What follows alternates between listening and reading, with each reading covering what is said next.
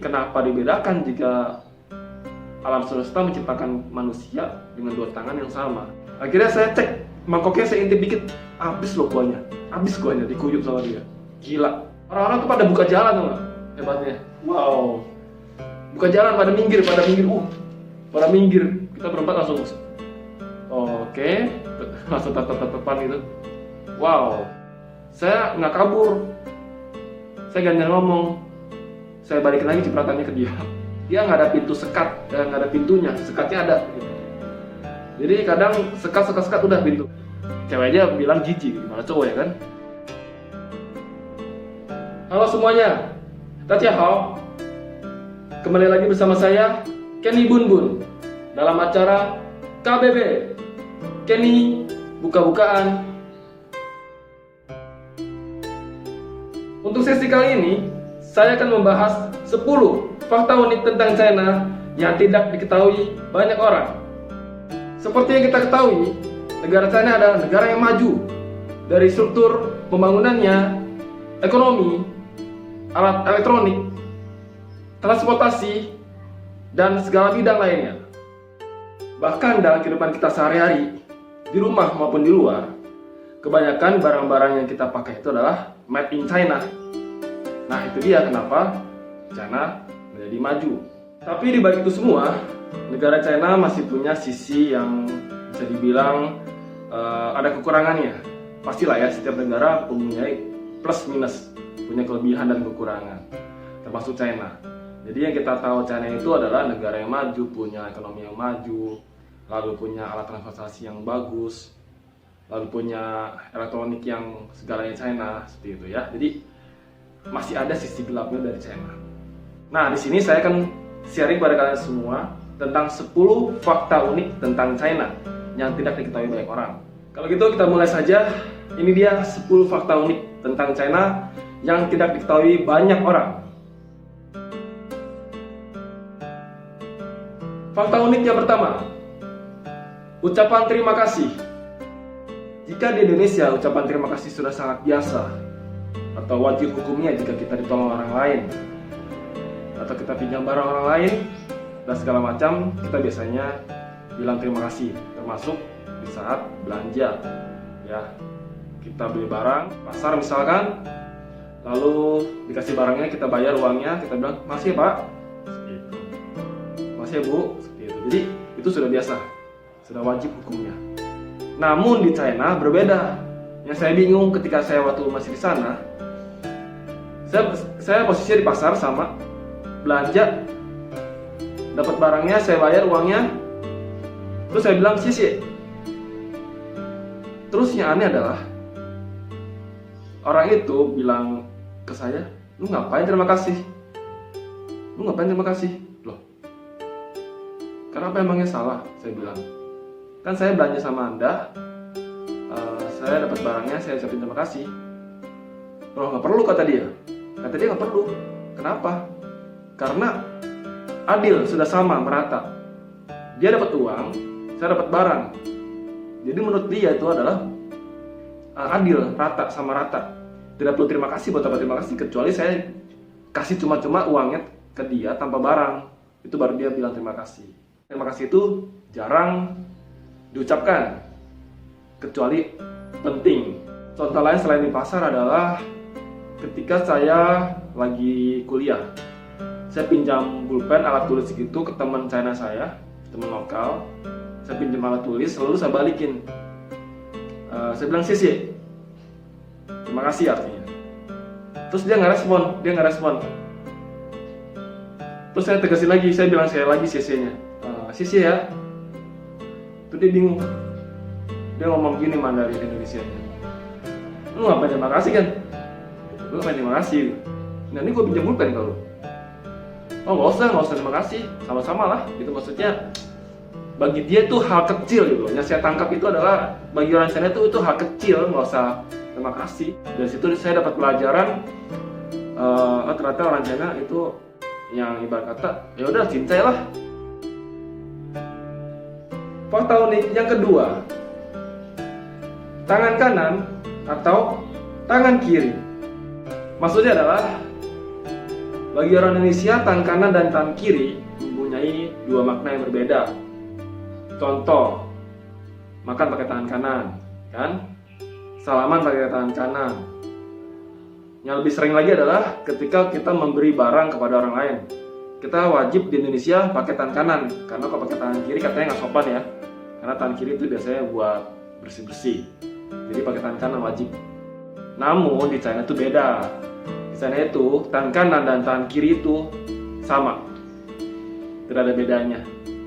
Contoh yang saya pernah alami di sana, ketika saya kasih barang juga nih. Jadi saya kasih barang pakai tangan kanan. Dia terima pakai tangan kiri loh, orang China itu pakai tangan kiri. Bagi kita orang Indonesia, gila nggak sopan banget pakai tangan kiri ya kan. Tapi lama-kelamaan saya menjadi biasa gitu. Oh, kenapa mereka pakai tangan kiri ngambilnya? Simple jawabannya teman-teman. Jadi karena tangan kiri itu bagi mereka adalah dua benda atau anggota tubuh yang sama. Itu jadi kenapa dibedakan jika alam semesta menciptakan manusia dengan dua tangan yang sama? Kecuali tangan kanan ada 5 jari, tangan kiri ada 3 jari misalnya. Itu beda kan? Nah, ini sama 5-5 kok, udah bentuknya sama. Kenapa harus dibedakan? Satu. Kedua adalah posisi berdirinya tuh orang pada saat saya kasih barang itu lebih dekat menjangkau dengan tangan kiri dibanding dia harus begini. Setuju ya? Jadi artinya ketika kita lagi gampang posisi seperti ini dan kita menerima barang dari tangan kiri, itu lebih cepat pakai tangan kiri. Kalau pakai tangan kanan dia muter badannya, sedangkan dia lagi susah badannya. Itu alasan yang paling logika sekali. Menurut saya sih itu benar, masuk akal. Kenapa kita harus bedakan? Pakai tangan kiri kita juga bisa kok. Kalau dia pakai tangan kanan, kita pakai tangan kiri dan kita lagi nyaman posisinya, ya kita ambil saja, karena itu lebih mudah, lebih cepat dibanding pakai tangan kanan. Itu dia. Jadi alasan mendasar sih menurut saya itu adalah keefektifan, kemudahan di luar rasa sopan santun ya. Alasan keduanya adalah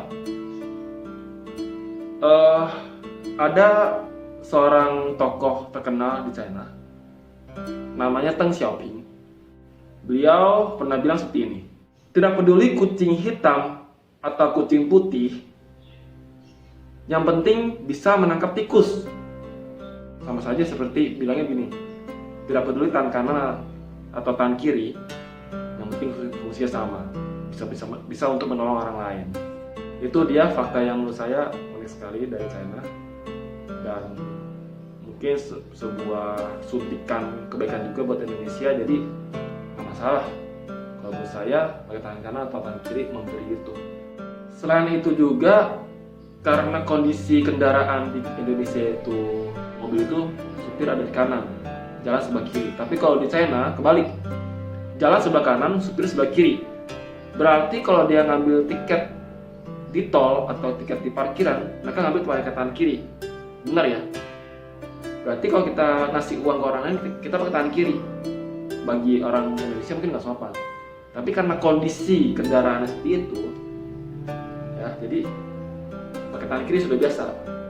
Kalau mobilnya manual, dia ganti gigi pakai tangan kanan. Jadi kebalikan sama Indonesia. Dan itu sebuah ibarat kata, ya udah nggak masalah. Ada kata ditukar pun tangan tetap sama fungsinya gitu. Jadi menurut saya fungsi sama. Buat apa kita bingung untuk kasih barang pakai tangan kiri gitu. Yang penting fungsi sama, kebaikannya sama, seperti itu. Fakta unik yang ketiga, orang Cina makannya cepat. Jadi kalau menurut pengalaman saya, orang Cina itu makannya cepat. Kenapa? Karena saya pernah ngalamin secara langsung di sebelah saya ada orang Cina lagi makan. Posisinya saya lagi makan di kantin, jam istirahat kuliah. Lalu saya makan, duduk di meja kantin. Saya makan sudah ibarat kata sudah beberapa suap. Saya makan nasi waktu itu. Dan sebelah saya nggak lama datang orang cewek duduk pesen mie kuah. Panas tuh, karena orang Cina tuh suka yang panas-panas. Panas. Saya makan biasa, saya liatin dia, lagi makan mie cewek. Posisinya sekitar 2 meteran ya. Saya sudah mau selesai, saya udah tinggal dikit lagi, itu cewek udah selesai. Jadinya saya sudah makan duluan posisinya. Akhirnya tuh cewek masuk, duduk, makan bareng-bareng di situ sebelah saya posisinya makannya juga standar. Tapi tuh cewek duduk belakangan tapi selesai duluan makannya. Posisi mie-nya panas loh, bayangin. Saya bingung kan, saya nggak percaya, gila cepet banget makannya. Akhirnya saya cek, mangkoknya saya intip dikit, habis loh kuahnya, dikuyup sama dia, gila. Fakta yang keempat, orang Cina itu tidak suka ngantri. Hampir sama kayak orang Indonesia ya, ibarat kata orang Indonesia masih mending lah ya, ibarat kata ditata bisa ngantri. Tapi ujung-ujungnya walaupun sudah mau nyampe tempat atau kendaraannya, transportasi umum, itu kadang suka bejubel ya. Contoh di KRL Indonesia tuh nggak ngantri. Sama di China juga sama, nggak ngantri. Jadi pernah waktu itu saya lagi ngantri kendaraan umum, bus di kampus gitu. Jadi saya naik bus kampus, dari kampus 1 ke kampus 2. Itu saya berdiri nunggu bus dengan beberapa orang China. Nah, banyak juga tuh, sekitar 2-30-an. Ngantri, terus pas busnya datang, kita langsung rebutan di pintu masuk. Bejubel. Jadi yang kuat yang masuk duluan pokoknya. Jadi kebetulan juga badan saya tinggi, orang Cina juga tinggi, jadi kita adu badan, adu fisik, seperti itu ya. Jadi susah sekali untuk bisa ngantri di sana. Itu aja bus kampus ya, gimana kalau bus umum kayak Transjakarta di Jakarta itu bus umum, jangan harap dah itu bisa berjubel ya, susah sekali. Sama seperti di MRT di China juga sama, dia tipenya sama kayak KRL, artinya ya udah cepet-cepet dia masuk, desak-desakan gitu, jadi ngantri. Fakta unik yang kelima, tidak peduli orang lain atau cuek. Jadi kalau di Indonesia beda halnya, contoh kasarnya adalah orang kejamret. Orang dijamret, pasti orang itu bilang yang dijamret itu, tolong jambret ya. Nggak lama orang-orang pada ngejar tuh jambret, ketangkep, digebukin, mati, kebakar kan. Pokoknya rasa gotong royong di Indonesia itu besar sekali, apalagi kalau ada orang jahat, ya kan, maling, jambret, pasti kalau itu sial apes, malingnya ketangkep dah, bonyok. Syukur-syukur bonyok, kalau mati ya kan kebakar, kita nggak tahu. Nah, bedanya di China tuh unik sekali. Tadi saya bilang tidak peduli orang lain. Saya pernah kejadian nyata, saya alami. Jadi saya lagi jalan di walk street gitu, tempat pedestrian untuk pejalan kaki. Kanan kiri ada ruko, ya, ada jual barang, baju, sepatu segala macam. Saya lagi jalan, tiba-tiba di belakang ada yang lari. Satu cowok depan, satu cewek belakang. Yang cewek belakang lari sambil bilang, teriak kalau di Indonesia itu, maling, jambret gitu. Hebatnya orang-orang yang lagi jalan sama saya juga, orang lain pedestrian kan penuh, padat ya, rame. Orang-orang tuh pada buka jalan tuh, hebatnya. Wow, buka jalan, pada minggir. Jadi tuh maling lari dengan leluasa. Cewek masih kejar-kejaran sama tuh cowok, sama tuh maling. Yang saya bingung adalah, kok orang pada minggir. Rasanya pengen bantu, dalam hati saya, pengen bantu nih. Kalau di Indonesia mah gue bantu, tapi kalau di China kan bener gue salah lagi kan. Udah orang asing, pelajar juga, nanti deportasi, di DO kan nggak lucu. Akhirnya saya udah ikutin tradisi sana, saya minggir. Sampai hilang suaranya, kita baru normal lagi, jalan biasa lagi. Udah gitu dong. Wah, luar biasa sekali itu China ya. Jadi bener-bener udah maksud saya, gila ini kayak gini, mending gue jadi maling ya kan. Di China bakal aman gitu, bakal kasarnya seperti itu, karena nggak ada bantuan, tidak ada rasa peduli dari orang lain untuk membantu sesama. Fakta unik yang keenam, orang China itu tidak tahu Indonesia ada di mana. Luar biasa. Orang China tidak tahu peta Indonesia ada di mana, letak biografisnya itu di mana tuh mereka nggak tahu. Karena saya pernah nanya langsung sama mereka. Dia nanya nih, orang China ini, saya lagi belanja di jalan, tempat belanjaan gitu. Terus saya lagi jalan sama teman-teman saya. orang Indonesia juga. Terus pemilik tokonya nanya ke kita, kalian orang mana sih? Kok ngomongnya beda, bukan Mandarin gitu. Terus saya bilang, coba waktu itu ai jaga ibu-ibu, coba itu kita orang mana gitu. Terus dia bilang, oh orang Korea, oh bukan Korea. Orang Thailand, bukan. Vietnam, bukan. Nggak tahu deh, nyerah. Jadi kita bilang dong, kita orang Indonesia bu, orang Indonesia. Itu dia bingung, orang Indonesia.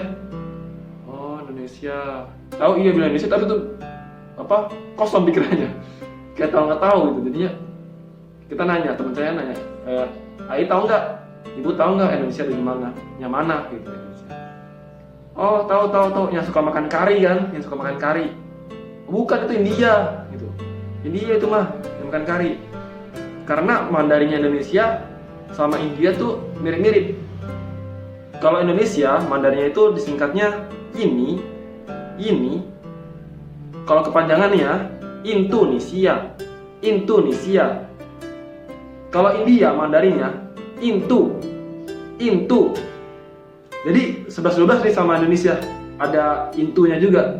Jadi orang China tuh nangkepnya kita tuh orang Intu, orang India. Bukan, kita India mah anehnya ya. Terus kita bilang Indonesia, masa nggak tahu Indonesia sih gitu? Iya, nggak tahu. Terus kita jelasin secara letak peta dunia di Asia Tenggara. Indonesia itu yang di bawahnya Singapura sama Malaysia. Tahu Malaysia nggak? Oh Malaysia tahu dia bilang dengan yakinnya. Oh Malaysia tahu. Singapura tahu? Oh Singapura tahu dia bilang. Nah itu bawahnya Indonesia. Oh Indonesia. Itu mah Australia dibilang kata Ai.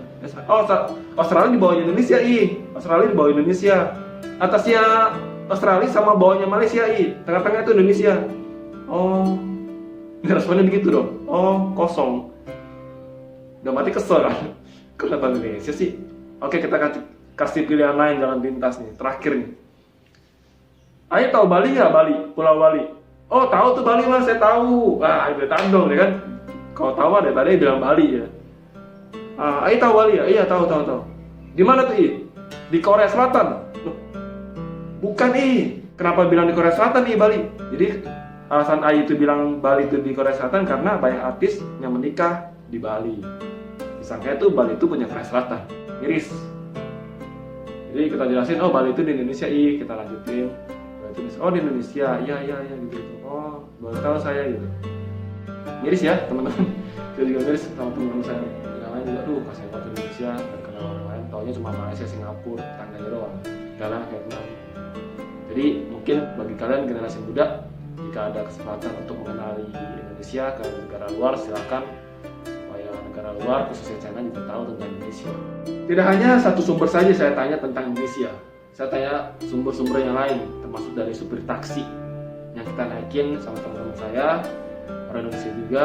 Saya duduk di samping supir, teman saya di belakang, ada 2-3 orang di belakang. Terus kita ngobrol-ngobrol pakai bahasa Indonesia, supir taksinya asing dong. Kalian mau ngomong bahasa apa sih? Kok beda, bukan Mandarin? Kita mau bahasa kita pak gitu. Lah emang kalian dari mana, kata supirnya. Coba bapak tebak kita dari mana, sama kita tadi ibu-ibunya. Cuma di bapak supirnya kita suruh tebak. Sama, jawabannya sama. Korea Selatan ya? Oh, bukan. Malaysia, Singapura, Thailand, Vietnam, bukan. Nyerah deh. Kita dari Indonesia pak. Indonesia. Oh Indonesia ya. Lah bapak tahu Indonesia katanya. Iya saya tahu. Oh, dalam hati kita bertiga nih, berempat sama teman-teman saya, wih gila tahu Indonesia nih akhirnya, ya kan? Terus nanya kita, yang bapak tahu tentang Indonesia itu apa? Oh iya saya tahu Indonesia. Dia bilang gini, tahu nggak bapak supirnya? Saya tahu Indonesia, yang saya tahu tentang Indonesia adalah kerusuhan di tahun 98. Luar biasa. Kerusuhan di tahun 98 itu negatifnya tentang Indonesia yang dia tahu. Jadi bukan positifnya. Kita berempat langsung oke, langsung tatap-tatapan gitu. Wow, Pak supirnya tahu tentang kerusuhan 98. Karena emang kerusuhan 98 itu banyak memakan korban, khususnya orang-orang Chinese ya, dan orang lokal Cina-nya sendiri gitu. Jadi nggak heran berita-berita di China itu pada saat itu menyiarkan TV nasionalnya di China itu tentang kerusuhan 98. Dan termasuk Pak Supir ini salah satunya tahu tentang tragedi 98. Akhirnya kita disitu sharing, saya juga sharing sama Pak Supirnya. Pak Supirnya nanya, sekarang gimana itu rasis di Indonesia gimana? Terus saya bilang bela Indonesia, teman-teman saya juga bela Indonesia. Walaupun kita semua Chinese ya sukunya, tapi kita KTP Indonesia. Kita bilang ke Pak Supir itu, sekarang sudah baik kan Pak, artinya sudah berkembang baik, sudah mulai pudar rasisme di Indonesia. Jadi kalau Bapak mau wisata atau keluarga Bapak, teman-teman Bapak mau wisata ke Indonesia, sudah aman Pak sekarang, sudah tidak ada rasis lagi.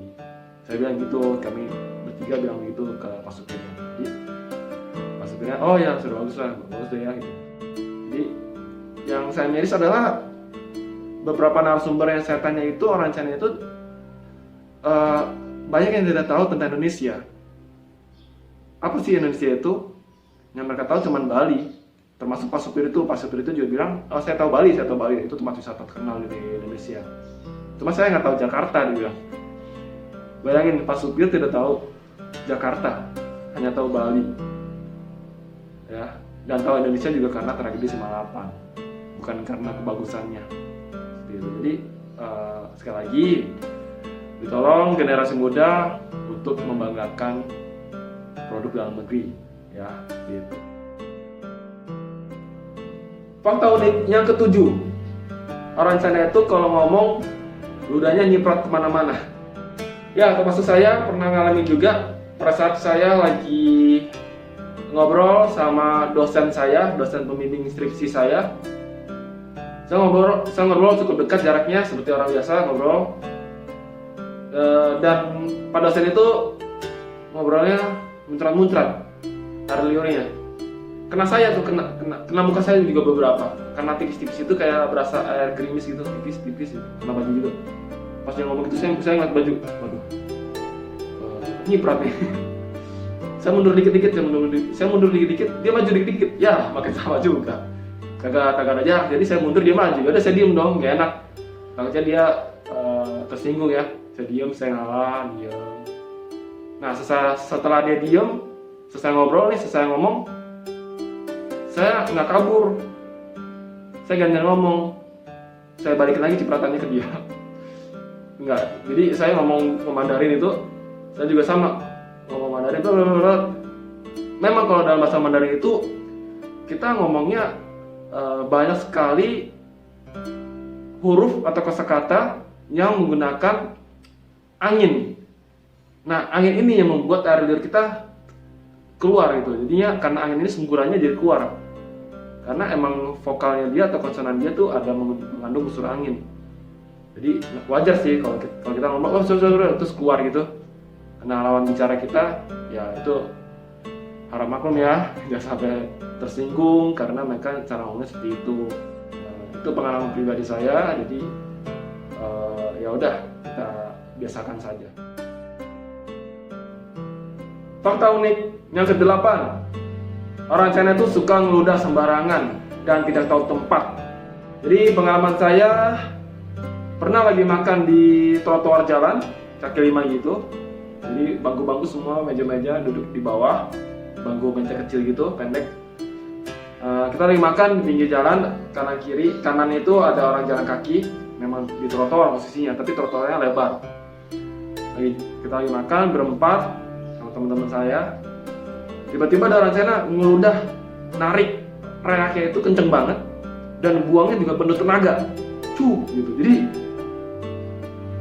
kita yang denger juga jijik kan, kita lagi makan posisinya, dan itu ngebuangnya ibarat kata nggak jauh dari meja makan kita, bukan di got atau bukan di sebelah sananya lagi gitu ibarat kata, tapi di sebelah kita, dan kita semua tatap-tatapan pada saat itu. Posisinya lagi makan men, gitu. Artinya lu nanti lagi gitu, maksudnya nggak ada tempat gitu, maksudnya lu udah boleh lah, tapi nggak ada tempat kan geli juga. Dan itu tariknya penuh dengan jiwa raga, buangnya juga dengan penuh semangat. Jadi kalian bisa bayangin gimana kita kalau makan lagi kayak gitu, terus rasanya gimana. Itu jadi orang Cina suka udah sembarangan dan nggak tahu tempat. Jadi benar-benar tidak patut untuk ditiru ya teman-teman. Fakta unik yang ke-9. Banyak orang-orang di luar sana yang belum pernah ke China tahu negara China itu maju ya. Dari transportasi, kebersihan umum, jalanan bersih, sungai bersih, segala macam. Tapi di luar itu semua masih ada yang kotor loh teman-teman. Apa itu yang kotor? WC. Jorok sekali WC di sana. Jadi khususnya WC umum ya, WC umum.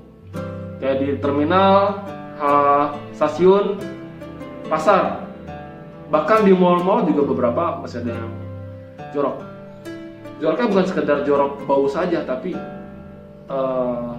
interior itu tidak layak. Juga kata, kok China maju, kok dalamnya gini ya WC-nya? Kenapa sih gitu? Sebuah perbandingan yang tidak seimbang.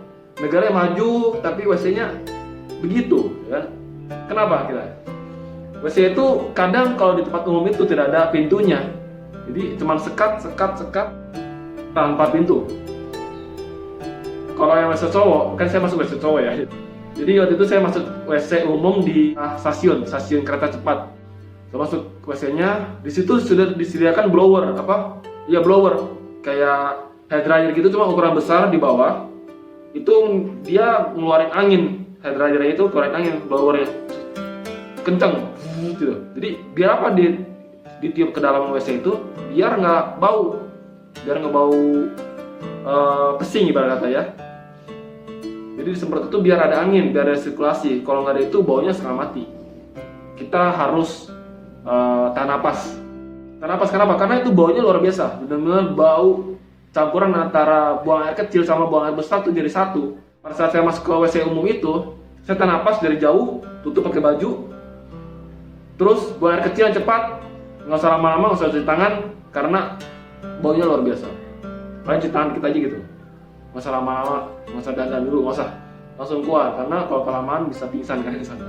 Kotor sekali, bau sekali. Kalau yang buat buang air kecil itu gampang ya, ibarat kata nggak perlu sekat, nggak perlu pintu, nggak masalah.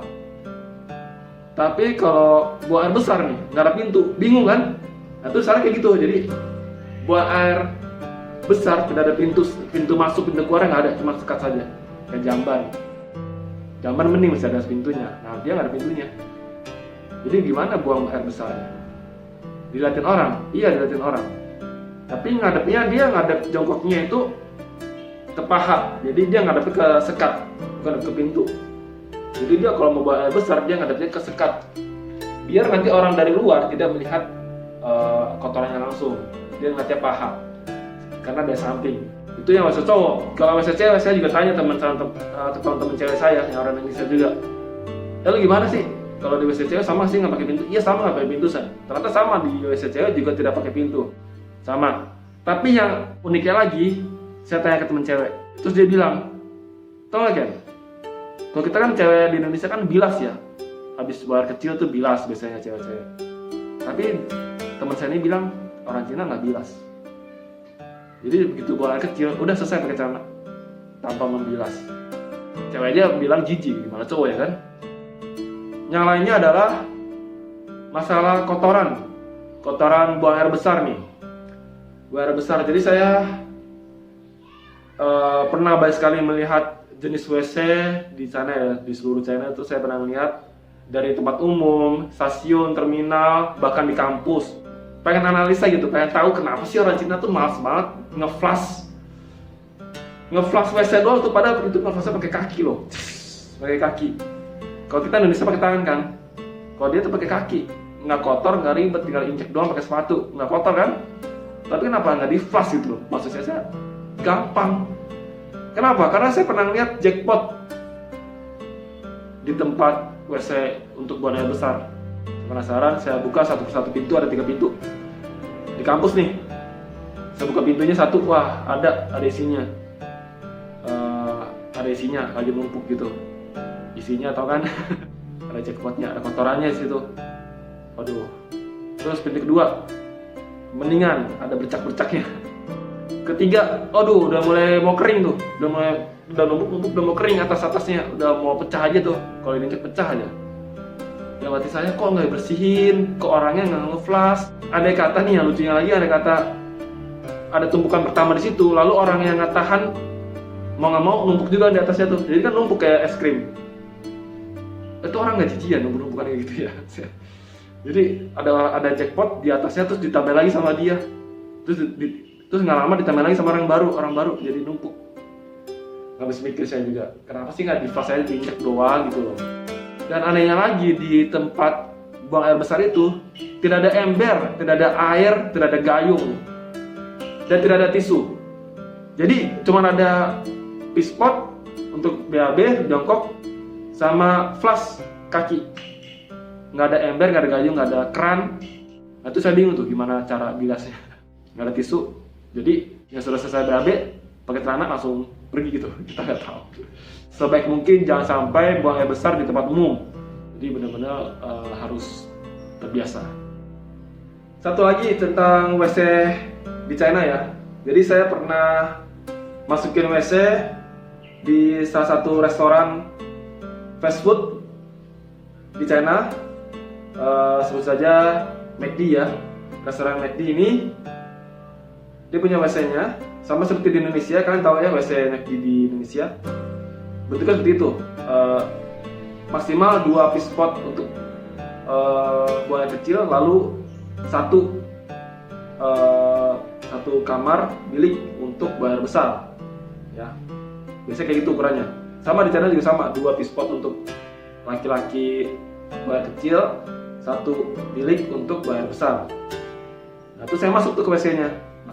Pas saya masuk ada satu cowok lagi marah-marah nggak jelas. Saya lagi baru masuk, marah-marah dia.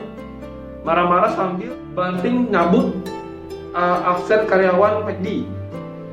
Biasanya kan kalau karyawan McD kan ada petugas kebersihannya, terus ada absennya kan di balik pintunya tuh ada absennya. Nah itu dibanting ke bawah. Saya bingung, kok ini kenapa orang marah-marah tiba-tiba ya kan? Terus dibanting lagi. Terus dia keluar sambil ngomong Cina. Ngerti saya artinya, tapi intinya dia marah. Akhirnya saya mau buang air kecil di pispot ya kan, yang berdiri. Wah, ternyata saya tahu alasan dia marah-marah, gak jelas itu kenapa. Bayangin teman-teman, saya tahu alasan kenapa dia marah-marah gak jelas. Karena di tempat pispot untuk buang air kecil itu ada kotoran manusia.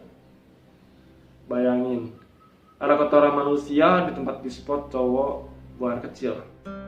Caranya gimana itu, cara dia buangnya itu gimana? Apakah harus kuda-kuda, setengah nungging? Kita nggak tahu. Benar-benar ada kotoran manusia di situ dan itu numpuk di saluran pembuangannya. Jadi itu ya fakta unik yang ke-10. Anak kecil atau orang dewasa buang air kecil dan buang air besar di jalanan. Belum pernah ada. Saya pernah lihat langsung di China, anak kecil buang air besar di selokan aspal. Selokan aspal kan suka ada yang bolong-bolong tuh pakai besi-besi tuh. Itu dia buang air besar di situ anak kecilnya. Nah, orang China itu kalau anak kecil itu celananya dia nggak pakai pampers. Dia celananya itu dibolongin, antara selangkangannya itu dibolongin. Jadi biar apa? Biar gampang buang air kecil atau buang air besar, tinggal jongkok aja. Dia nggak pakai pampers. Hemat duit. Kalau pakai celana doang kan bolongnya gitu, dia tinggal jongkok selesai. Nah ini herannya lagi, ini anak kecil bocah buang air besar di selokan aspal jalan raya.